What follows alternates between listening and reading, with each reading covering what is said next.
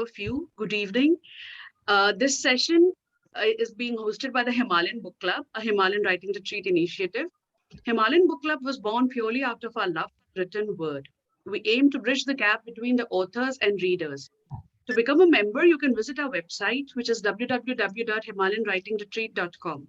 The link will also be shared in the comment box for all of you to join whenever you feel appropriate. I'm Namrata, the Digital and Outreach Coordinator at the Himalayan Writing Retreat, and I'm very excited to welcome you to this session with Rashmi. So Rashmi needs no introduction, but still, if we were to go by her bio, she actually is a person who wears so many hats. She is a Sahitya Akademi Awardee for English Children's Literature in 2016 for her book His Share of Sky. She's an author, a creative writing mentor, book reviewer, and independent editor. She also dabbles in translation, having worked with late Bhabendra Nath Saikia's award-winning Assamese works. A recipient of the PRAG PRERONA Awards in 2020 for her works towards literature, in recent times she has been committed to creative writing workshops as a mentor. Presently, she is also the Joint Secretary of the Northeast Writers Forum.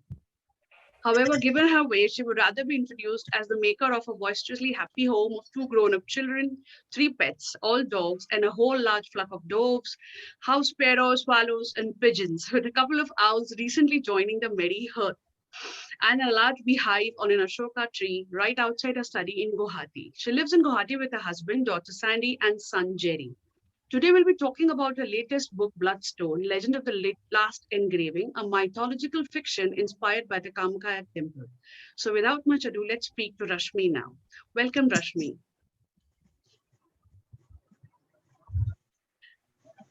So, Rashmi, starting with the first question that we have for you today. So, talking about your latest novel, Bloodstone, can you tell us a bit about it? How long was it in the making? Thank you, Namrata. It's really been some time that I've been working on it, maybe more than 7 years, I guess. Wow. And every time I came back to the work, it was like I thought I could add some more. I edited some more. I changed a little bit. And in the process, as the book matured, I think I matured too. And there was a point of time, Namrata, when I noticed I was just putting pen to paper and I realized the book was leading me. And there had been times, of course, when there were mental blocks and I would come to a point and then I could see I didn't know how to proceed from that point. And those had been frustrating moments. I have a small altar at my place, my house. I have a whole assortment of deities there, starting from the Virgin Mary, the Buddha, Shiva, and Saraswati, all put together. So I would just quietly sit down there, not asking for anything, but surprisingly, I would get channels opening up, giving me ideas, and I wouldn't call it divine intervention, but yes, I did get ideas coming into me that way. And I don't know, it's somehow, I don't want the book to be pathetic, but I still get the goosebumps, when I think of it, that I think I told Namrata about the Times of India news report that was on 5th June of 2021. The Ambubasi Fair, which is the central theme of the book Bloodstone, had been cancelled. They could not have the fair at the Kamakya temple yards for the second consecutive year this time. The fair was to be from 22nd of June 21, but it couldn't happen because of the pandemic, of course. However, somehow it just fell in place with the storyline of the book. And if you have read the book, if we take that the copper shield placed on the Yoni at the Kamakya on in the year 2019, then the last chapter is 2121. That is 102 years from that point of time when the copper shield was placed at the Yoni. So if it was placed in 2019, then 2020 and 2021, there was no Ambubasi fair at the Kamakya temple yards. Was it really true that blood had indeed stopped flowing? So that kind of gives me the goosebumps. And Namrata, if you allow me, can I just read a very small passage Sure, in sure. Please, we would love reference? that. Yes, Thank yes, we you. would love that. Thank you. Okay, so according to what I had written some more than 7 years back, I'd mentioned, if such is willed, then there shall come great unrest in the heavens, on earth, and in hell as well. Disease and death shall ravage through mankind. Fires of hell shall blaze on earth. Oceans shall churn themselves once more into mighty tides to sweep across continents. Great hills shall come crumbling down, and angry blisters on the face of the earth shall skirt out fire and ash. Blood shall stop flowing.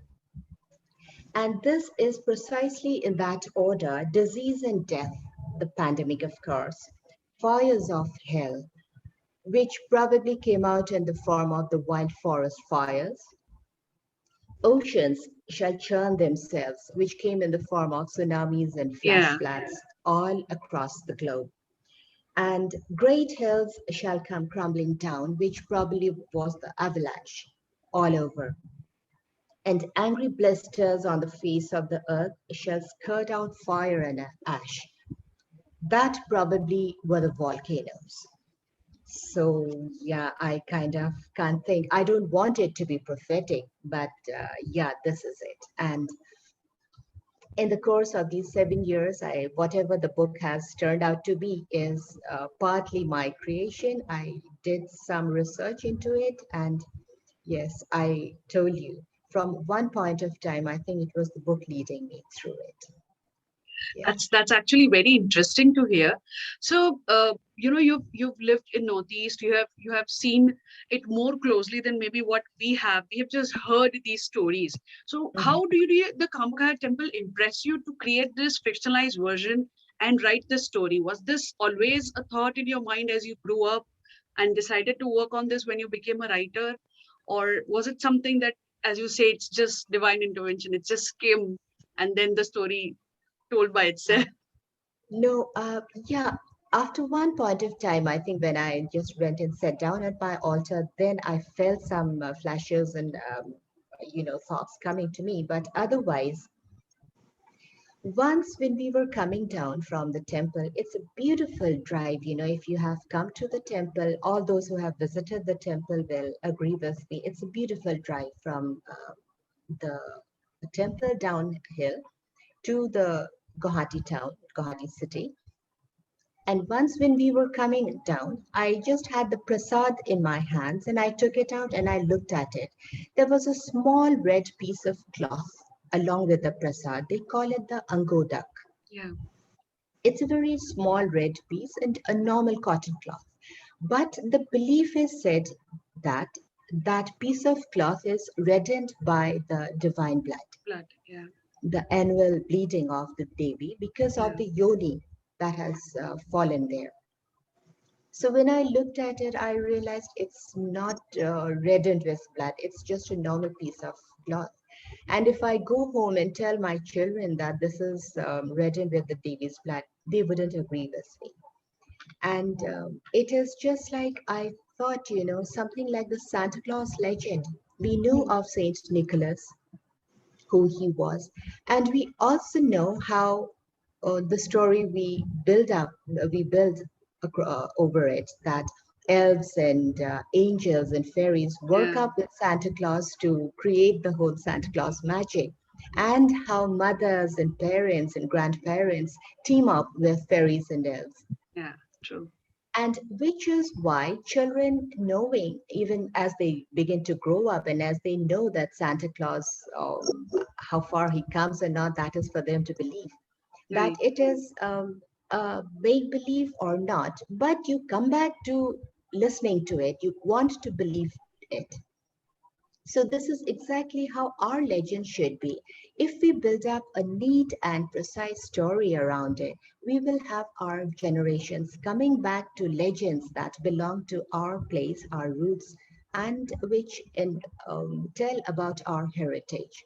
If I just tell them, give them a piece of red cloth and tell them that it is reddened by the blood, they wouldn't believe. So if there is a nice story around it, Yeah. and if they are told about the legend, then I think more and more of our younger generations will be drawn towards our legends, our roots and heritage.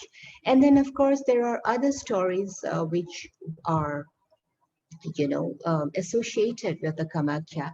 It is said that every temple that has grown out as one of the Shakti Peeths, which Mhm. has come out of one of the 51 pieces from Sati's body, always has a Shiva, abode of Shiva, a temple of Shiva close to it. Yeah. So likewise, in Assam also, just very close to the Kamakya temple, we have the world's smallest inhabited riverine island, which is the Umanan, Mhm. and that is Shiva's abode. And there is also a story that there is a connection under the river uh, connecting these two abodes. And of course, there is also a legend. There is a rooster in the story, The Bloodstone. Mhm. So in reality, there is also a rooster which got killed by the king Narakasura, who really wanted to marry Kamakya. And Kamakya had placed the condition before him that if you can build a temple for me overnight, then I'll marry you. And King Narakasura had actually worked. He put all his men to work, and he had actually not the temple, the path Mhm. to the temple. So when the path was about to be completed, the Devi got scared. She said she Yeah. didn't want to marry Narakasura. So she had made a rooster to crow and usher in dawn. Mhm. So the task remained incomplete, and she was saved from marrying Narakasura. And the path is still there, though not really used, and it is called the Mekhela Ujwa pot. Mhm. And if Pankaj Thapa from Sikkim is listening, is watching, Pankaj, this is for you. It is called the Mekhela Ujwa pot. So that rooster is also again portrayed in Bloodstone, where Parvati sees a rooster elongating its neck to crow and call in dawn. Mhm. So yeah, this is it. And it seems there is also a place around the Nilachal Hills, Mhm. uh, Kukura Kota. Okay. So that is when the king got so annoyed with the rooster that he had got his men to chase the rooster and cut it. And the place where the rooster was slaughtered, that place is called Kukurikota. And Wow. Kukura is in Assamese rooster. Mm. So yeah, this is the legend, and this is how I wanted the whole legend to have some contemporary feeling into it, to have a bridge, to form a bridge with the past, with the contemporary, and in the course bring in our heritage and to draw our generations, the new generations, to learn something, know something about our past.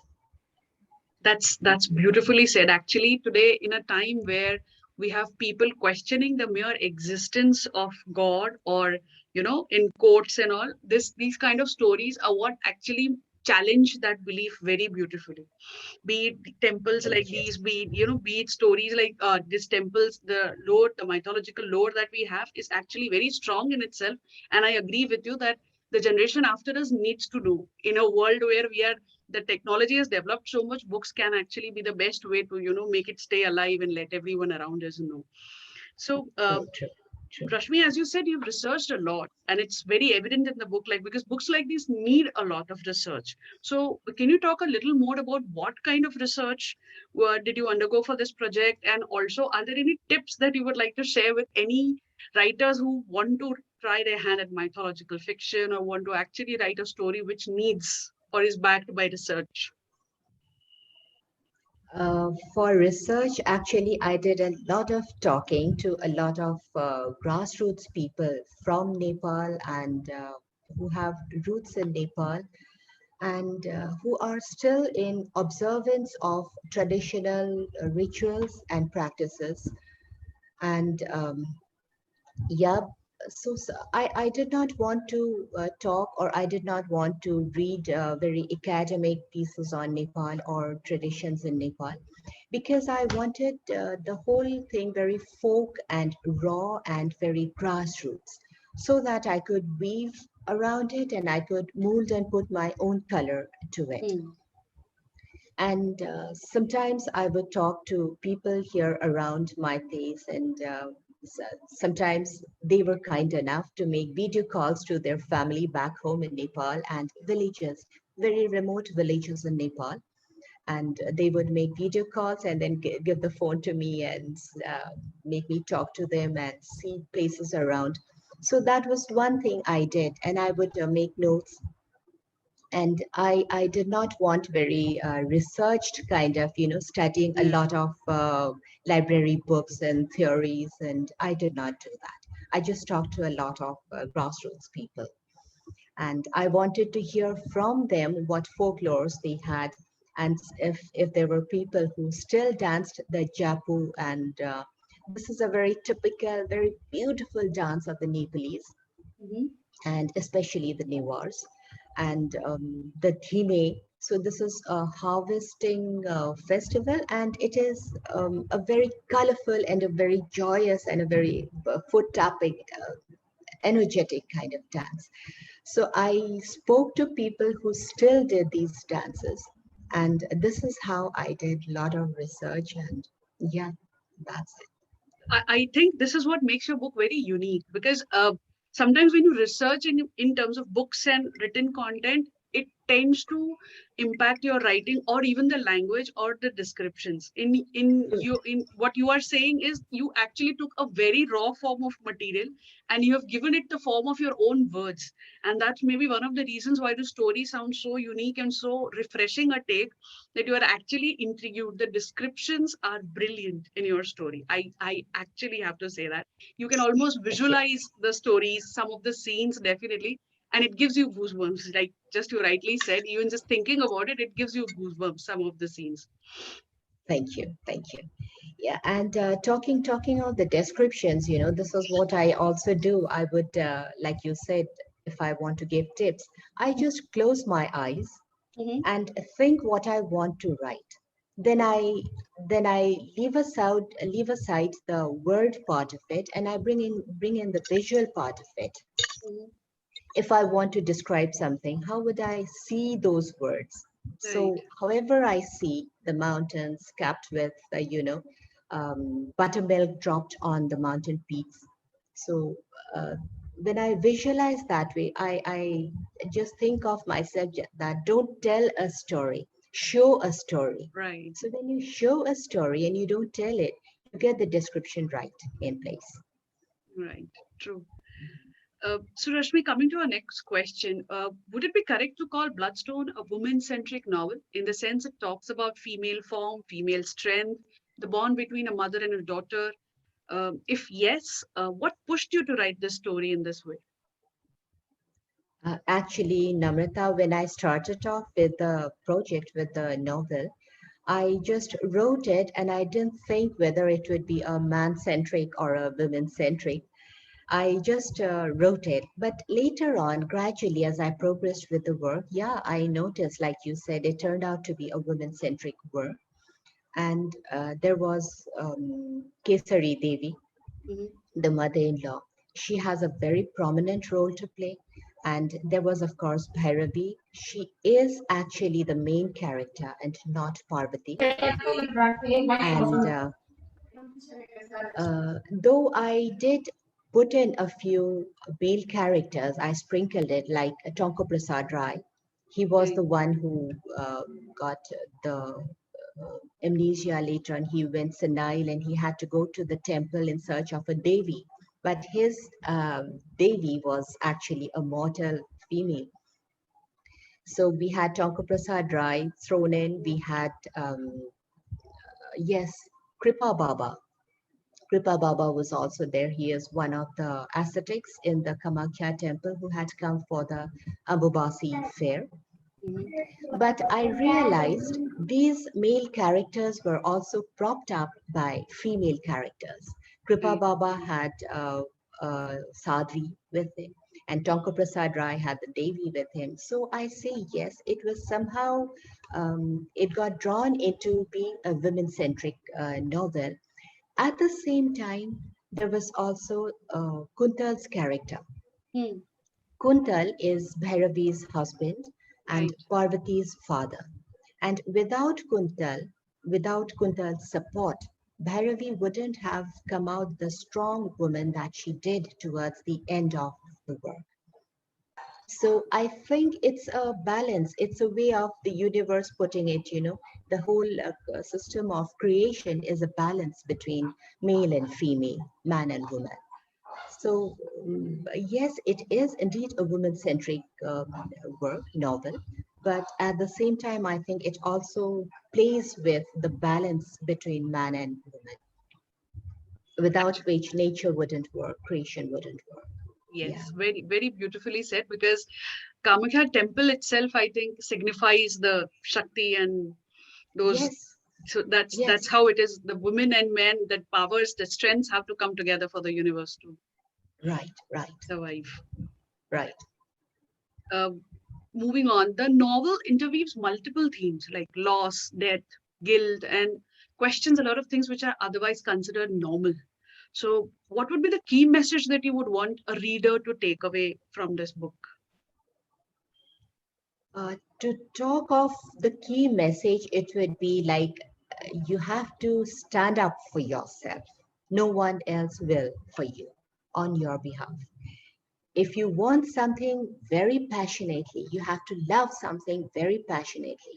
And if you will for it, wish for it, then you have to stand up for yourself. Bhairavi did that. She very passionately wanted to get her child back. She did not want her child to surrender herself at the altar of the goddess. Yeah. She wanted her to, as in a physical form, Hmm.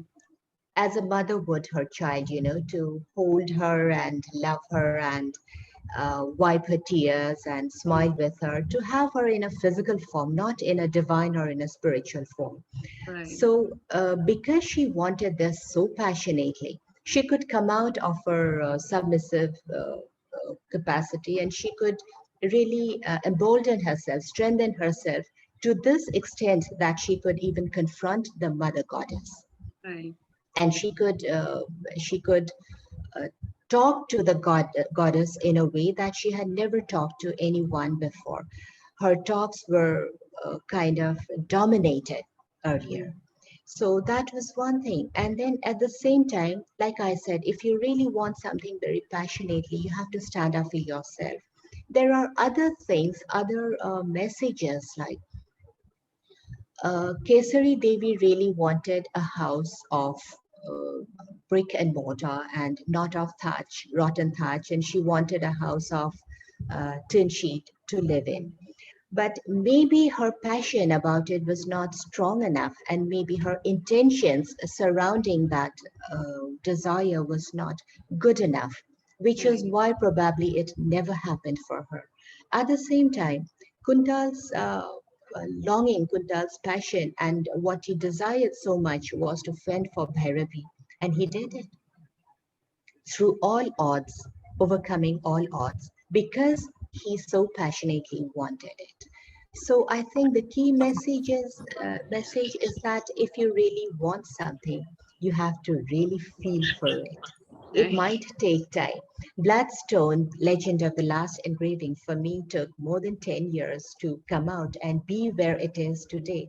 But I think deep down, I was passionately in love with the work, and Hmm. so it has happened and it is where it is today. And it is so symbolic. It is the Himalayan Writing Club is talking about it for the first time on a public platform. I don't know if this is again a divine intervention because, again, the Himalayas, the mountains, Nepal, Yeah. everything is so associated. So, Yeah. would you like to read a passage for us from your book? Oh, yes, Namrata. Thank you so much. I'd love that. I'd love that. The passage that I'm about to read also speaks about how passionately one can love and one can bring your motherhood and the strength you have in yourself for a child or for a loved one. Right. So let me just read it. Thank you so much, Namrata. From being subdued, fearful, and voiceless in the home of Kesari Devi is Bhairavi's mother-in-law, Kuntal's mother. Bhairavi had now found her voice, but she would use it only for the goddess to hear. She asked many a question that had never been asked of the mother goddess by anyone before. But Bhairavi asked these now, that was she not a goddess? That was she but a woman just like herself? Bhairavi did not pray, she just spoke to the goddess in silence. Just as you are a mother, she told the goddess, I am one too. Just as you love and want your children, I want mine too. Hear me out, Mata. Hear me and answer me. All around her began a buzz to rise into the morning air above the waters of the Saubhagya Kund. The Saubhagya Kund is a pond in the vicinity of the temple. Okay. As people started reciting hymns and prayers, some recited loudly, others softly, some understood what they mumbled, others did not. But to them all, it was the devotion they held at heart that mattered. Tell me, weren't I chaste enough for you to dwell in the child born of my womb? Weren't I, Mata? That womb that was tarnished as barren, why did you fill it, proving all mortal wrong, including me? Why? Was it because you had your own purpose to be served, or was it because you pitied and loved me? All this Bhairavi is telling the goddess. The priest, standing a little away with three other women, told Bhairavi, Sister, you can also join us and recite the prayers after me. But Bhairavi did not hear him. She continued her own conversation in silence with the mother goddess. And now that your purpose is about to be served, you want that womb to return home barren once more? Ah, what fairness is this, Mata? Is this how you reign and is this your justice? Somebody's red hibiscus flower had fallen into the water in her cupped hands, but she didn't notice it. If you need to cover your nudity, Mata, I have nothing to say. If you need to do so to relieve yourself from pain and shame, I am with you. That's why I have brought my child to you as you beckoned, bearing that last copper engraving to where it belongs, to cover your shame and liberate you. But besides that, what difference will it make whether you be worshipped in part or in whole? In Yoni alone or in full feminine form? Yes, what difference? My reverence for you shall remain just the same. So shall that of all those who bow before you. And because there is no difference whatsoever in what form you are worshipped, why take away the form of my child, Mata? In one of the temples below, the temple bells clanged loud and long. Bhairavi closed her eyes once more and continued to speak. You have, Mata, the whole wide world filled with your children, while I have just one Parvati. And I wish to go on loving my only child, my Parvati.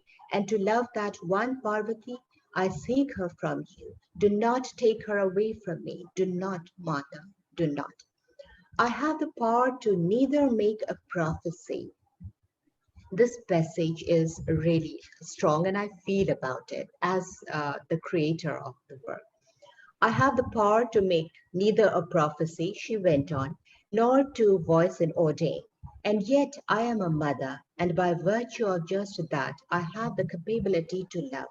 Yes, Mata, I do. And so immensely a mother is capable of love that she can relinquish herself if need be to nurture that love. So I am capable of that love, and of that alone. Of nothing else am I capable, no other powers do I possess. But that one power I use with all my heart and devotion, Mata. Make not the future question you of your intent as a mother towards another, right upon the grounds of your own shrine. I have not the powers to make a prophecy, but in my love for my child, forgive me, mother, for my audacity. I believe I have the power to undo that of another. Yes, I believe in my love for my child, I do. And also in the trust I have in you, Mata. I believe in you. Jai Mata Taleju. Mata Taleju is how the Newars of Dilibham address Goddess Durga. So this is the passage that comes out very strong about motherhood in uh, both divine and mortal, and most importantly, it's the motherhood that comes from the heart. Mhm. True. So, are there any favorite characters? Because you've worked on this story for 10 years and finally giving it shape. Was there some character that you developed a soft corner for, or you really were rooting for till the end? Like, by the ending of the book, you just wanted that story to shine. I think it would be definitely be Bhairavi, the mother. So, and in the process, of course, there are very small characters that have come in. Like there are two dogs, Hmm. mongrels, stray ones, and I am so attached to them. They have very small roles to play in the book, but I am very attached to them. And otherwise, of course, it is Bhairavi's character, which is, I think, central. Though this is another very unique thing I realized only after the book has been completed and it had come out in print. I realized that Parvati was supposed to be the protagonist. She Yeah. was the central theme in it, but I realized it is Bhairavi who has a greater role, as a mother, as someone who had gone through the agony of being taunted and scolded and nagged about not having born a child, and then having born a child, and then going through another agony of being on the verge of losing that child to have a barren womb once again. So, and at the end, again, she comes out strong enough to bring that child back to herself from no one's lesser than the goddess herself. So I think I have a soft corner. In the course of the book, I have developed a soft corner for Bhairavi as a special character, close to heart. I also have a soft corner for her. I need to confess that. Thank you. Mhm. So you've self-published this book. So can you Yeah. talk a little about your self-publishing journey and why you decided to self-publish this book? This is, yes, one thing that has been happening. Mhm. And the usual round of, sending the manuscript to lit agents, editors, and publishers, that was always there, of course. But one thing I got to hear mostly, and I was given to understand that, first of all, 50% of the readers, and mostly men, would balk at the very idea of reading something relating to menstruation in the divine. I'm being very blunt about it. So, and the rest were like, this language is pretty ancient. So this ancient language was intentional on my part because it had to connect you to all the ancient things that were happening in the Kamakya, the legends of the Kamakya, the story that connected to so long back in the past and bridging through time and space and coming to the present. So there had to be an ancient kind of feel about the language also, because Correct. that is core, essential to the projection of the story. So that was one thing. And now, as I have been receiving the reviews, I see that a lot of men had read the book. They have come up with 5-star reviews of the book, and they have actually sent me mails privately. And it's such a good book and all. Uh, Mostly men.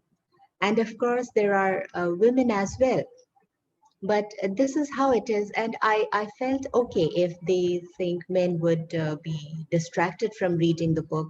It is not just about men or women that I differentiate among my readers. I take them all as readers. So I Right. thought, okay, let me just give it a try. Let me just go ahead with self-publishing. And when I talk of self-publishing, I have to talk of Bhaskar Jyoti Lakar, who did all the digital work for the book, and I have to really thank him. If Bhaskar is listening, Bhaskar, I owe this to you. And yeah, that is one thing about self-publication. But also, I have noticed if your book has content in it, good content, and if you can create a buzz around your work, around your book, I think it will still go places. You will still find readers. This actually reminds me of Neil De Silva. He's a horror writer. So I was just in a workshop with him, and so if asked this a question, if you ask him also, he also has the same answer, that horror as a genre, no publisher wants to pick up, and even if they pick up, we know that they might just censor it. They might censor it Yes, to an extent that that work doesn't feel like, they'll dilute the horror. The actual kick would not remain as it is. So self-publishing gives me that freedom. It gives me that leverage to leave it as it is, and for the readers to enjoy it as it is, rather than having a diluted, watered down version of something which comes after all the censorship of traditional publishing. This looks like a better way to reach out to readers. And you said the same words. That if you have exactly, good content, exactly. it makes the most difference there. Yeah, true. Exactly. Because you don't, there are certain words, there are certain lines and phrases Yeah, which you don't want chopped off just like that. yeah, true. So, of course, sometimes the chopping is required if it is treatmental chopping. But Hmm. just because you have to put that whole thing in a certain limited number of pages or a number of, a particular number of words, then I think the essence of the story sometimes gets lost. And sometimes, of course, it needs to be crisp. But for legends and sagas, I think a little bit of this expansiveness, if I may allow to be called that. So I think that is required. And which is why I have the liberty of now playing with my words in the book. And yes, of course, any day mainstream publisher would have really done good justice to the book, yes. But if they were not accepting, I still wanted my readers to read the work. So this was one thing I did, and I'm happy I did it. I have no regrets. And I see it's going places to readers. Absolutely. Absolutely. So Mhm. we have seen in your writing career till now, you've been experimenting with a lot of genres. You've written a children's book, I believe. You've co-authored a children's book, Calm and Quiet, Fat and Robust, Very Mischievous. It is That that's a that translation. actually, yes, that's a The translation. That translation. is That's what I understood. transcreation. That is transcreation. That used to be a very famous radio play of Uh-huh. around the late 1970s or 1980s, Okay. and in Assamese, Hmm. of the late Dr. Bhabendra Nath Saikia. Right. So Uh, this was transcreated into English prose. okay. And even the book His Share of Sky is actually, for which you won the Sahitya Akademi Award, is was about children, is about children, and then you wrote this. So do you enjoy this experimenting with different categories of writing, with different genres, and how do you do this? Yeah, it's actually interesting, when you play around with the genres. And Yeah. my favorite is children's, of course, Mm. anytime, anytime. Children's or young adult, and more so if it is fantasy fiction, Okay. because they have a crazy imagination. Yeah. I can really come up with crazy ideas and crazy impromptu conversation, which again I credit to my kids, my niece and nephews, and my entire family, expanded family around me. All of them have crazy and amazingly humorous ideas. So I think living amongst such people, I have craziness built in me, and imagination comes that way. And yes, I love to. That's how experiment with genres, because I feel that if you stay in one, then you get stagnated, and at one point of time, you might start to run out of ideas. If there is repetition and if there is monotony in your work, and if your reader is almost being able to predict what your next story would be like, then I think half the fun is taken away from the story. So I feel it's nice to experiment with genres, but my favorite remains children's and fantasy fiction. That's lovely. So what are you next working on? What are the other projects that you're working on? Can you share a bit about that with us? Yeah, I'd love to. I'd love to. The next ones that I'm working is on one is, of course, young adults fiction, fantasy fiction. And another, I'm kind of working side by side. You know, what actually happens is when I get a mental block writing or reading one, then I shift to the other. And Mm-hmm. I totally let the other be. I don't think about the previous one. So by the time I have lost all connect and I have lost everything about the previous, then I come back to it after having doing a little bit of work on the second. So then I'm freshly thinking about again the first one.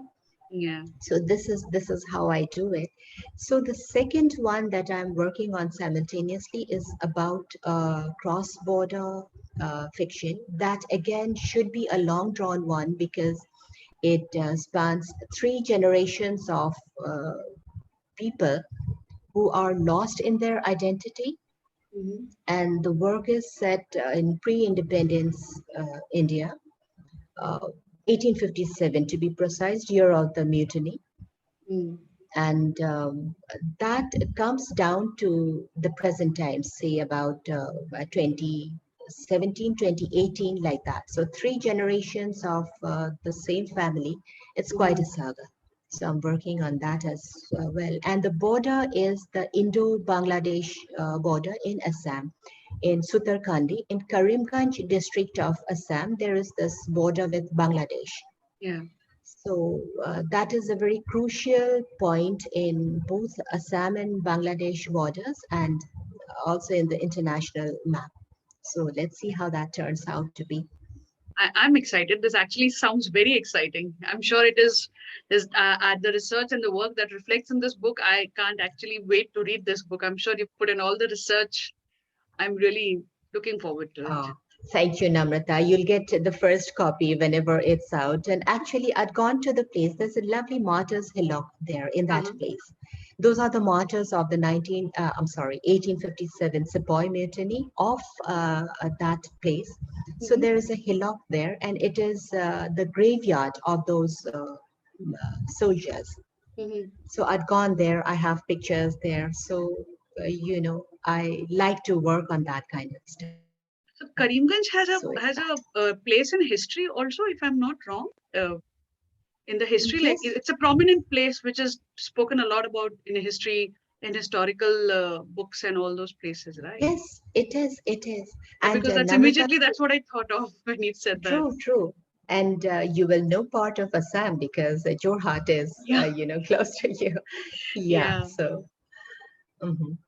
So I would like to open this for questions. Any of the viewers would like to ask anything, would like to know more. We would love to address some questions from you.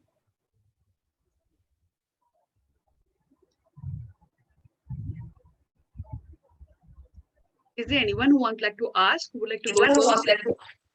Hi. Hi. Hi. Hi. So I wanted to know where would there be a sequel to the Bloodstones because it left me wondering, with the child, the baby girl lying under the, Yeah. um, you know, um, under the Aha. pond. So I was wondering if there would be a 21, you know, uh, sequel to it. Aha, you got me dot on there. Yes, that is the core thing, That's why I left it just like that. Maybe some years later, if I have the courage to go for a sequel, maybe I will work on it. But then the kind of research that will be required of it is really scary. So, yeah, but that's the whole point. That's why I left it just like that. You got me spot on. Yeah. One question, and what a Thank you. question. Thank you so much. Thank you.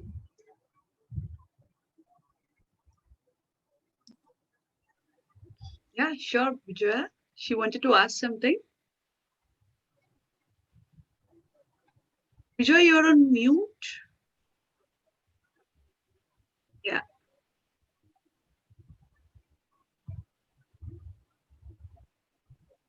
And there are actually so many other legends surrounding the Kamakya, and not just the Kamakya. You know, towards the end of the book, I had written actually as the epilogue of the book that in the Northeast we have so many temples, we have so many places of ancient connects like this. Then there is the temple of Nartyang, Durga temple of Nartyang also. Not just surrounding the goddess, surrounding Durga. There Right. are a whole lot of other legends, you know, and it's amazing when you come to the Northeast and get to hear of all the folk tales and the legends surrounding it. The entire Northeast is a story, actually. The deepest, darkest of the forests, and there are, you know, forms living in it, spirits dwelling there, spirits who, it seems, make love to human beings. So it's amazing. The whole Northeast is amazing, and it's a very mystical kind of place. What we get to see as a tourist promotion is just one part of it. But if you get to hear stories, the entire thing is a novel. It's an amazing novel. This entire Northeast of India is. Sure. Yeah. Oh, we actually have Namrata Bijoy Kumar Singh, Tainjam Bijoy Kumar Singh from Imphal in Manipur, and he is the Vice President of the Northeast Writers Forum. Tamo, it's so good to see you. So, and we also have the Secretary of the Northeast Writers Forum, Dipanjal Deka. He is also here. Thanks, Deep, for joining in. It's lovely. Thank you. Thank you so much. Yeah, I sure. think Tamo wants to say something. Bijoy Kumar Tainjam wants to say something. Yes, yes, Tamo. Tamo, you're on mute.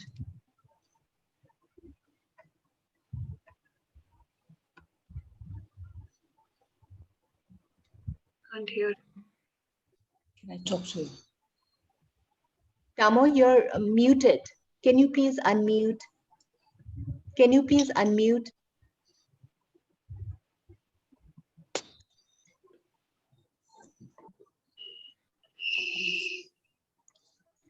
Can I just congratulate Rashmi? Hello. Hi, Bijoya, yes.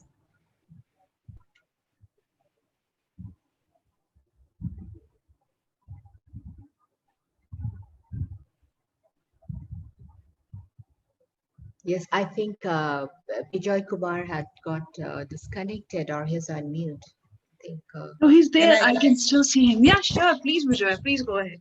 yes, yes. First, I would like to congratulate Rashmi. I think she spoke so well. She's so articulate that I'm really looking forward to reading her book.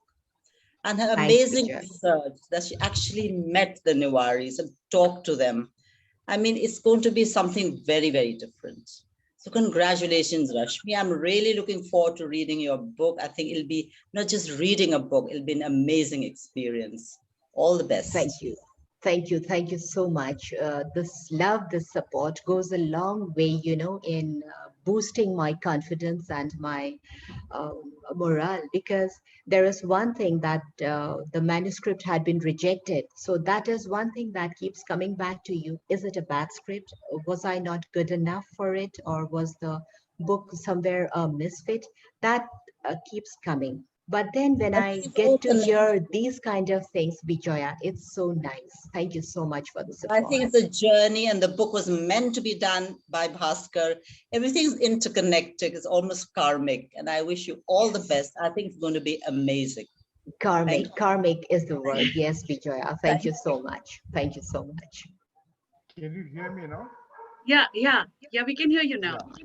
Yeah, I got an external microphone. I just wanted to say my views of the book after reading it. You all have said it is woman-centric, I think it's right, but from a different perspective, I think it should be woman-centric because a man writer cannot express like this, like the last or the passage which Rashmi had read out. I liked it very much. This sort of argument and persuasion, a man cannot do. And another thing is that just before coming to Kamakhya, that Bhairavi was having argument or say with Parvati. She was persuading her not to go to uh, Kamakhya. This type of thing only a woman, a mother can do. I think I'm a man, but we don't have that much of a connection between the child and even see my daughter or my son. I cannot have any relation like this. That the way she was talking to her daughter, that wherever he was talking to her daughter. And one more thing which I liked very much is your narration. Yeah, your narration, and particularly when this Pangeshu and Guni Kapirini, Gunika Parini. yeah, those snakes, that cobras. When Mhm. they were going towards uh, that Parvati's house, that you had described it so minutely. If I was asked to do, I'll just say that it went wrong, this and that, but you have described everything so minutely, it kept me spellbound. Thank you. And I congratulate you. I liked it very much. And I think my friends, I have given the books to my friends also. Thank you so Thank you much. so much, Tamo. That really means so much to me. Yeah, actually, when I was mentioning Gunika Parini and Pangeshu, the reptile couple at Yes. the temple, yes, again, coming back to the thing that every abode of Durga uh, Yes. that has risen from one of the pieces from Sati's body has an abode of Shiva next to it. And same went with the temples, twin temples in Tilibham. Mhm. There were also two temples together, Durga and Shiva. They were Yes. also together. And this is, of course, pure imagination about the reptiles and all that. That is the story. So Pangeshu and Gunika Parini also have meanings to their names. Gunika is garland, and Parini is daughter of the fairy, child of the fairy. So she is the child of the fairy with a garland around her neck because she has an embedded mark kind of around her neck, the female reptile. So thank you so much, Tamo, because you really liked the description and the narration. It means so much to me. Thank you. You're welcome. I think people have really read it, and Tamo is there who, as a man, has read it.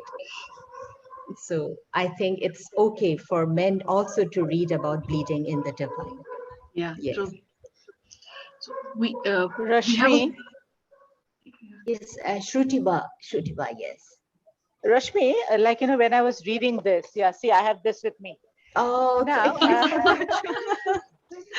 when I was reading it, I was wondering, with Kamakha being such a well-known, very popular, legend here, Mhm. when you're weaving your imagination into it, sometimes do you feel that whether people are going to accept it or not, because they are so much into it, they're so much into do you understand what I'm trying to say, that they know the legend so well. So if you add certain things from your imagination, have you ever thought that whether people are ready to accept that or not? It The just struck me, that's what. Yes, I was kind of apprehensive about it because the very central theme of the whole Kamakhya shrine is the bleeding of the Yoni. And that's where I step in. I Yes. say, blood will stop flowing. Blood will stop flowing. But Mhm. what I feel, Right.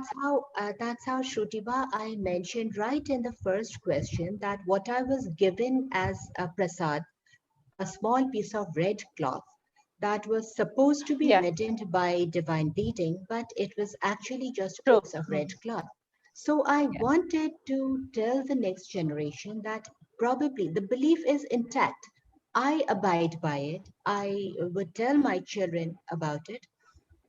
But the thing is, whatever comes out as a blood or red water, red liquid, I would say, is probably monsoon water, monsoon rains, reddened with mud from the hills. Because Kamakya is situated atop the Nilachal hills. And the Ambubasi fair takes place during the Ashar month, which is monsoon in the hills, monsoon, this part of the globe.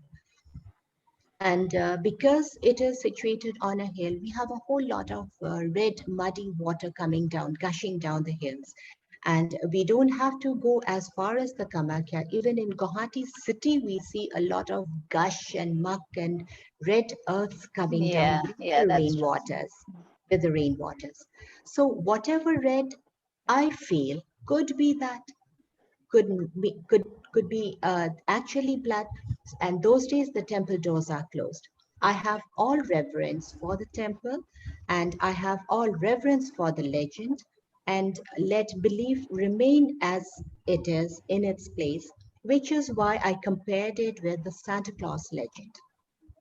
We all know who Santa Claus is, but Santa Claus actually, and in reality, we're all grown-up people in this platform here. We know Santa Claus doesn't come on a sledge driven by Rudolph at 12 o'clock midnight of Christmas. But we would all like to believe in it. And we also know who does the work of Santa Claus back on earth. Likewise, baby, if we look at the bleeding of the Yoni, let's all believe in the fact that it is the Yoni which is bleeding. Let's all believe with good intent, with good devotion, but let's also know that it is not so.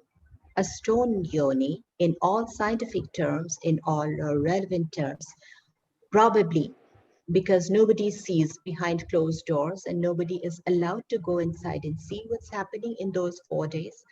So, but what is actually probably like the elves and the mothers and the fathers working on behalf of Santa Claus, probably it's the muddied rainwater that is working on behalf of the Yoni bleeding.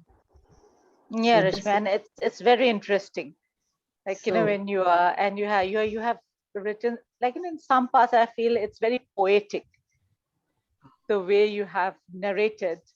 I love your narration, Thank you, Shrutiba. But this thing about it being poetic and coming from you, who are a huge poet yourself, come on. who's a published poet, it's really such a compliment. Thank you so much, Ma. Thank you. Pleasure reading your book. Thank you. Rashmi, there are some lovely comments in the chat box for you. If you could just... Oh, yes, yes. I have.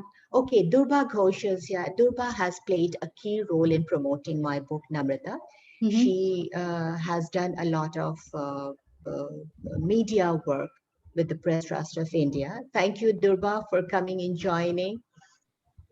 And I have my daughter, Sandy. So she says, Durba Ghosh, thank you for the review. And then, of course, I have Pranami Bhattacharjee is here. She is a very sweet little girl, and she is actually she's a teacher in the Royal Global University, a teacher of English. So she says it's a very interesting book. Yeah. Okay. And Stuti Goswami is here. Thanks, Stuti. And we have Professor Srikant Kondapalli's congratulations to the district writer. Thank you, Professor Kondapalli. And I think that's about it. Or we have any more chats? No, I think that's about it. And with this, I think we have reached the end of the session. It was brilliant speaking to you. It was brilliant knowing the story behind this wonderful story, actually. So we would like to thank you very much for your time, for sharing this with us. Thank you so much, Rashmi. I would also like to thank the Himalayan Writing Club and Namrata especially. She had tolerated all my messages and all my whims and fancies, and she had been very accommodating. I said, Namrata, can I do this? She said, okay. So she arranged a different slot for me. I said, Namrata, can I please shift it on to an evening slot? She said, okay. So I said, Namrata, can I please read this passage? She said, okay. So I think she's an amazing person to, and she has actually helped in promoting my work. So And we actually believe that every author treats their book as their child. So it's their true that. creation. And Mhm. so we wanted you to have a great time, to be very comfortable, to come here without feeling any pressure and to enjoy talking about your creation with all the pride and joy that you worked behind it. So all yours. I'm Thank glad you that I so. could play a role in that. Thank you so much. Thank you. I Thank also you. need to. I also need to thank you, Ritika, who has joined in from Delhi, and Lipiba and Pranita. Thank you all so much. And Urmi is also here. Thank you so much, everybody. Yes, Thank yes. you. Thank you so much for joining us on the weekend at such a time and spending, 1 hour with us as we discuss this book. Thank you everyone for being here. It was wonderful. Take care, Thank you all of so you. much. Yeah. Good Thank night. you. Thank Thank you. you. Good Bye-bye. night. Bye bye. Bye bye.